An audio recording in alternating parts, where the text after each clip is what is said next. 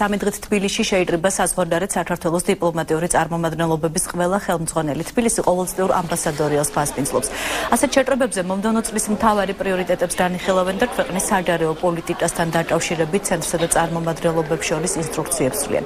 წლევანდელ ამბასადორიალზე სპეციალური სტუმრის სტატუსით მონაწილეობას მიიღებს ნატოს გენერალური მდივანი ანდერს ფოგ რასმუსენი.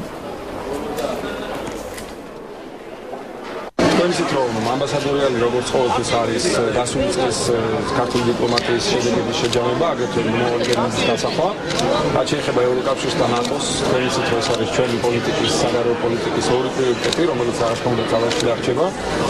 ეს ამბასადორიალი მითაც არის გამორჩეული, რომ საქართველოში ჩამოდის ძალიან მნიშვნელოვანი დიდი რაოდენობის უცხოელი სტუმრები. დღეს ამბასადორიალზე გამოვლენ პოლონეთის და შვედეთის საგარეო საქმეთა მინისტრები, ხვალ იქნება ნატოს გენერალური მდივნის გამოსვლა.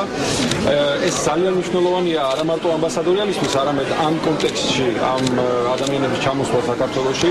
იცით თქვენ, რომ სექტემბერში იგეგმება, სექტემბრის ბოლოს იგეგმება მნიშვნელოვანი სამხედრო თქმები რუსეთის მხრიდან. ეს ამ ადამიანების აქ ჩამოსვლა ხაზს უსვამს საქართველოს მიმართ მათ მხარდაჭერას. ისინი ხარს უჭერენ აქტიურად საქართველოს დაახლოებას ევროკავშირთან